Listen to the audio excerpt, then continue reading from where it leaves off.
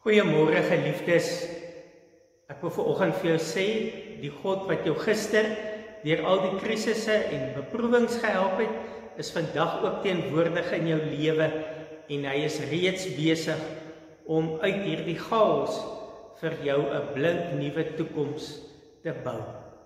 Kom ons word stil voor die Here. Ek is die Alfa en die Omega, die begin en die einde, wat is en wat was en wat kom, die Almagtige. Amen. Geliefdes, genade, barmhartigheid en vrede van God ons Vader en die Here Jesus Christus deur die kragtige werk van die Heilige Gees. Kom ons bid saam. Driemaal heilige God, Vader, Seun en Heilige Gees, ek bid dat U vrede sal skenk in elke hart en in elke huis wat na hierdie boodskap luister vandag, en dat elkeen vandag die vrymoedigheid sal hê om na U toe te draai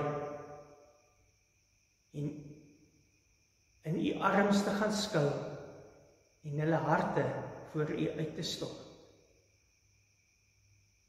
Dat U Gees ons ook lei, sodat ons kan hoor wat U Gees vir ons wil sê vandag. Amen. Kom ons lees saam uit Romeine 15 vanaf vers 30. Maar ek vermaan julle broeders, by ons Here Jesus Christus en by die liefde van die Gees, om saam met my in die gebede te stry vir my by God, dat ek verlos mag word van die ongehoorsame mense in Judea, en dat my diensbetoning aan Jerusalem aanneemlik mag wees vir die heiliges, sodat ek met blydskap deur die wil van God by julle kan kom en my saam met julle kan verkoop, en die God van vrede sy met julle almal. Amen.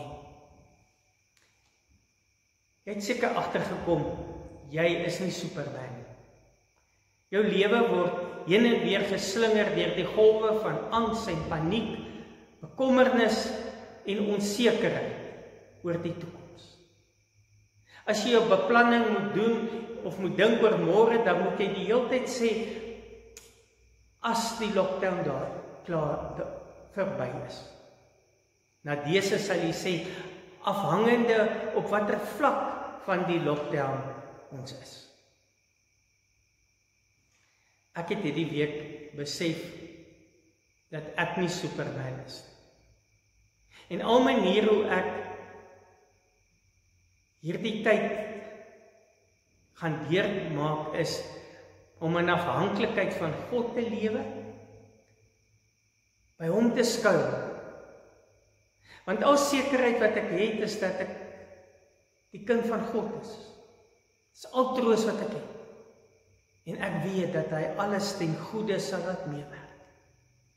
Daarom kan ek maar net my begeertes en my behoeftes voor hom uitstort.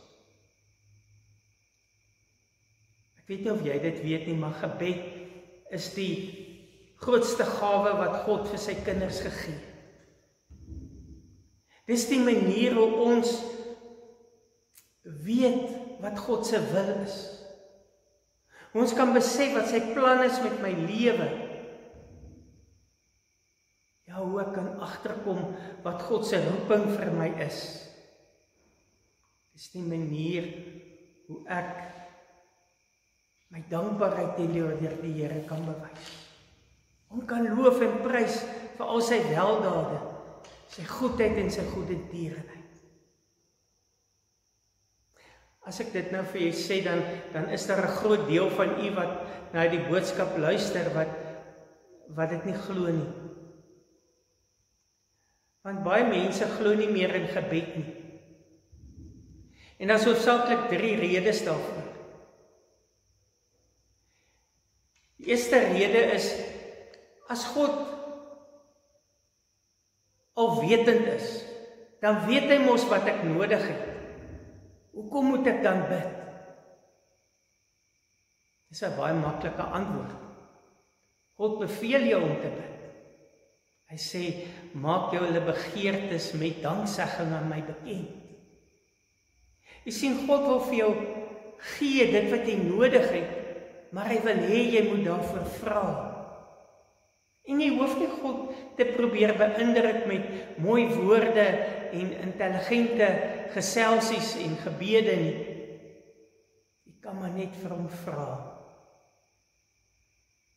En jy kan weet, hy dra jou beste belange op die hart. Die ander siening is,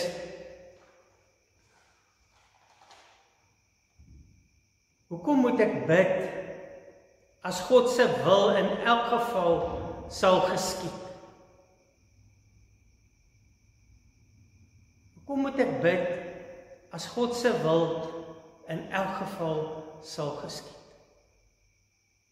Jy sien, daar is die siening in die teologie en in die godsdienst, dat God se wil vas is, en dat ek maar net moet buig voor God se wil, en dat ek nie met God kan worstel oor 'n saak nie, en dat God se wil nie kan verander nie. Hierdie dinge is baie moeilik vir ons menslike verstand om te verstaan, maar in die Bybel het God van besluit verander.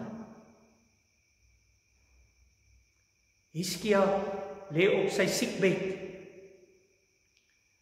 besig om dood te gaan, en hy bid ernstig tot die Here in 2 Konings 20, en hy vra vir die Here om vir hom genadig te wees, en die Here voeg nog 15 jaar by sy lewe. Die Here stuur vir Jona na Ninive toe, om vir hulle te sê, die Here gaan die stad verwoes. Die inwoners van Ninive kom tot bekering. En in Jona 3 lees ons dat God besluit het om Ninive nie meer te vernietig nie. Jy sien, ons mag met God worstel. Ons mag net nooit God se arm probeer draai, sodat my wil geskied bo sy wil nie. As dit vir my lyk, asof God se wil nie is dit wat ek wil hê nie, dan vra dit van my om die pad van gehoorsaamheid te loop. Soos Jesus dit gedoen het. Daar in die tuin van Getsemane bid hy, Vader, as dit U wil is, laat dit die beker by my verbygaan, nogtans nie my wil geskied nie, maar U wil. En hy loop daar die pad van gehoorsaamheid, sodat hy die vrede in die hart het, om voordat hy sy laaste asem uitblaas, daar aan die kruis uit te roep, in U hande gee ek my gees oor. Die derde rede waarom mense nie bid nie, is omdat hulle nie glo in die almag van God. Hulle glo nie dat God in beheer is nie. Jy sien, gebed is 'n manier hoe ek met God kan worstel en op die ou end vrede kan kry met dit wat gebeur. In 2 Samuel 12 worstel Dawid met die Here en hy bid tot God om hierdie seun van hom, Batsheba se kind, te verlos en hom nie dood te maak nie, nie te laat doodgaan nie. En wanneer die baba dan sterf, dan staan hy daarop. En wanneer die dienaars van hom vra, maar hoe werk dit nou? Dan sê hy, toe hy gelewe het, het ek gebid, of die Here nie nog vir my genade sal gee, dat hierdie kind moet lewe nie. Maar nou dat hy dood is, nou weet ek, hy kan nie na my toe kom nie, maar ek kan na hom toe gaan. En deur sy worsteling met God in die gebed, kry hy vrede. En die vaste wete dat God hom nie gelos het nie, maar dat God by hom was. in die nabyheid van God, kry hy daardie vrede. Nie eenmaal twyfel hy aan die almag van God, maar hy weet dat God alles ten goeie sal laat meewerk. Geliefdes, mense wil nie meer bid nie.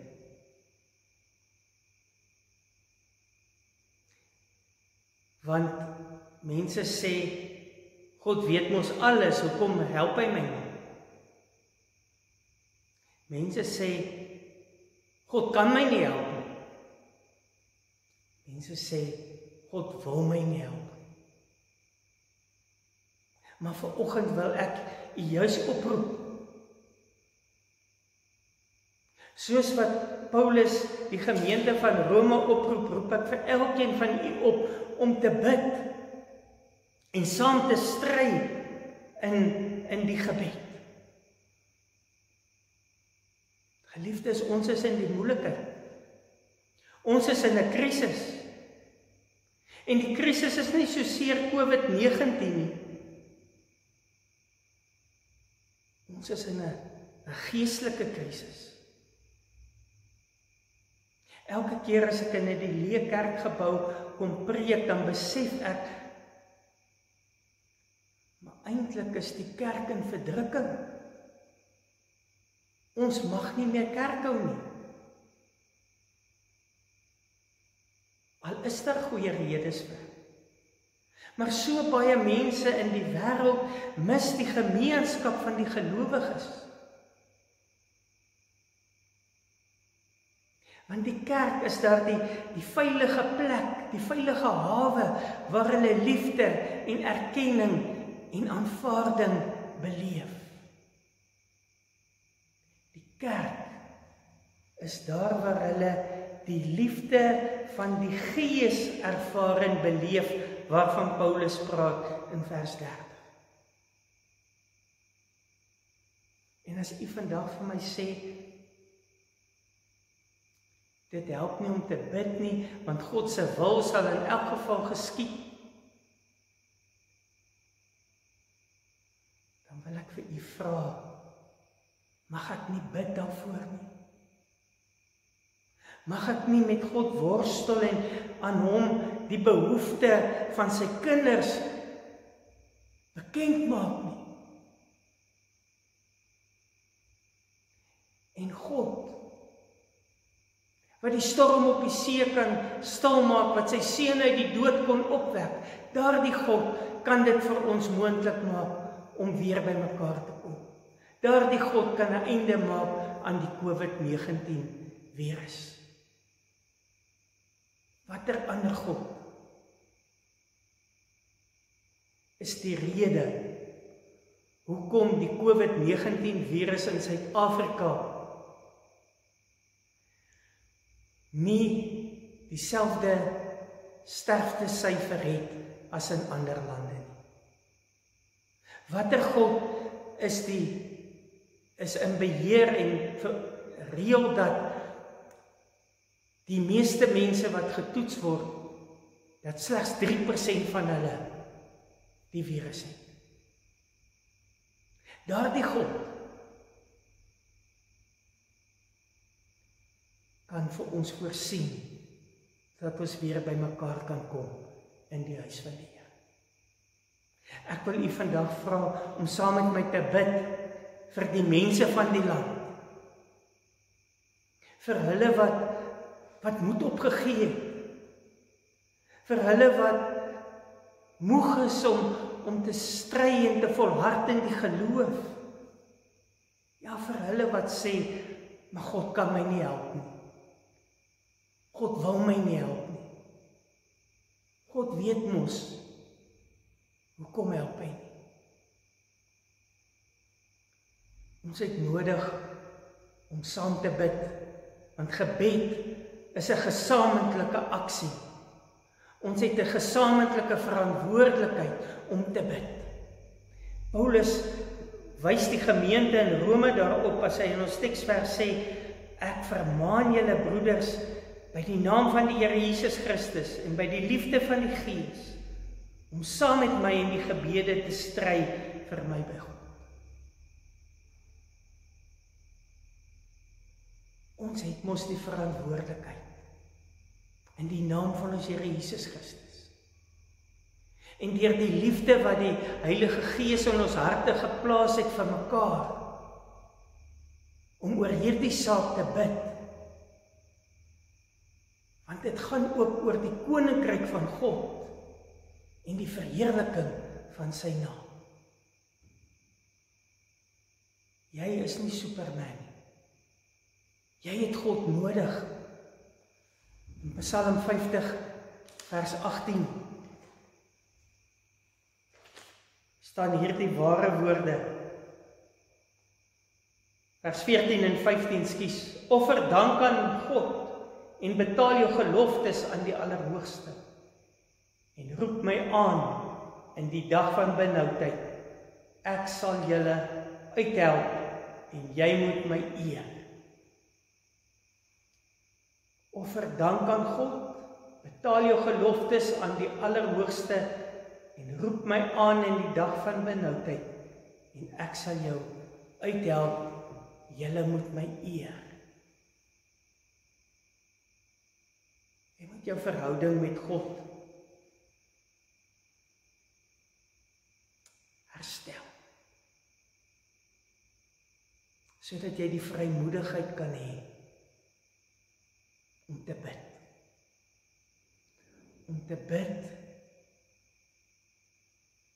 vir die kerk van ons Here Jesus Christus, om te bid vir medegelowiges en vir mense in hierdie land om tot bekering te kom. Dit is 'n gesamentlike verantwoordelikheid wat ons het. Kom ons stry saam in die gebed. En vandag wil ek vir jou sê, as jy wysheid nodig het oor jou omstandighede. Jy weet nie wat van die toekoms nie, jy moet dalk 'n loopbaanverandering maak of 'n ander besigheid begin. Die Here sê in Jakobus, as een van julle wysheid kort kom,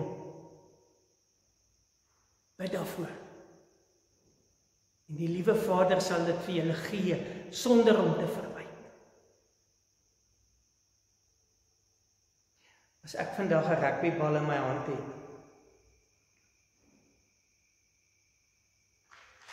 sê maar, dit was 'n rugbybal. Dan was hy, sê maar so R100 werd. Maar as ek die bal in Dwayne Vermeulen se hand sit, dan is hy dalk R10.000 werd.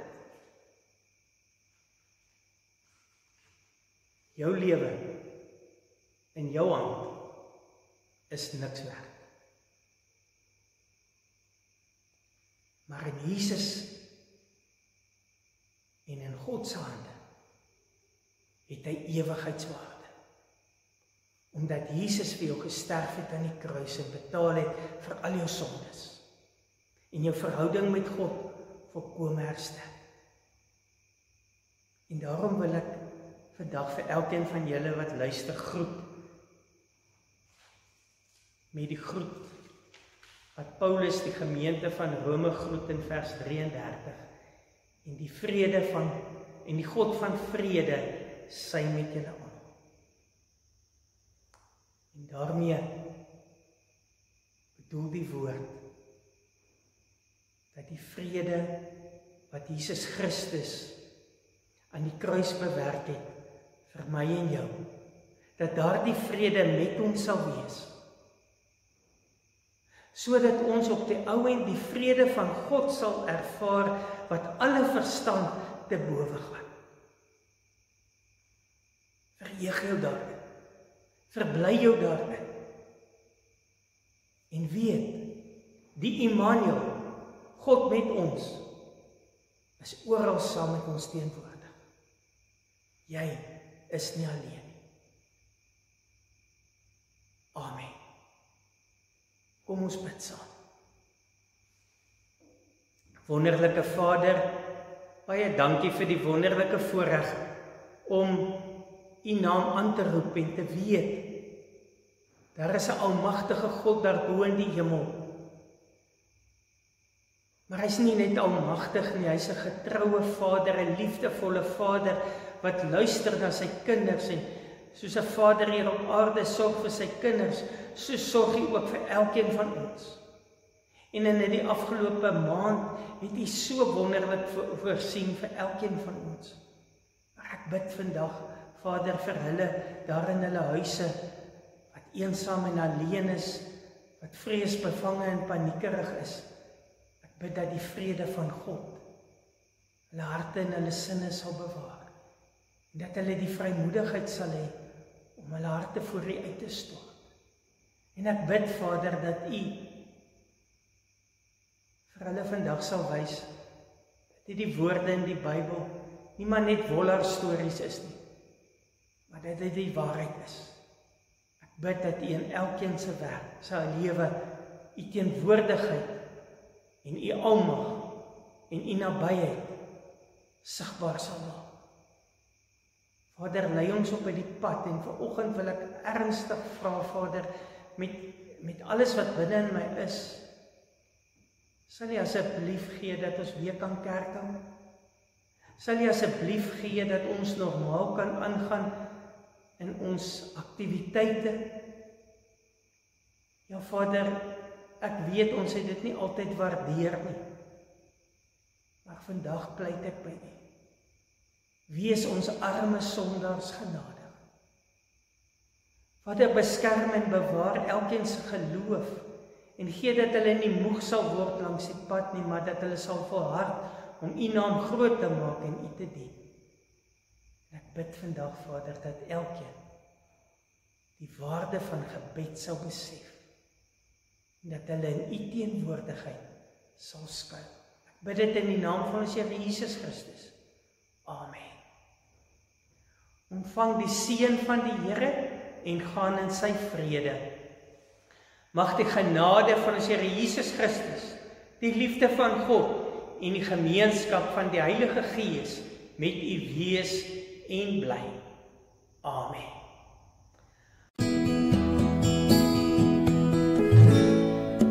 Ek wil kom stil word hier aan U voete. Ek wil kom hoor wat U vir my sê. Ek wil kom oopmaak vir U Gees, Heer, as ek my vrae voor U kom lê. Want soveel mense sterf sonder Jesus, soveel mislei na die ewige dood. Daar's soveel oorvloed, selfsug en rykdom, wyl ander ly in hongersnood. Ek wil kom vra, Heer, wat van die kinders, wat nood en lyding glad nie verstaan, wat van die mens, wat stukkend en seer is, wat van die een, wat eensaam vergaan.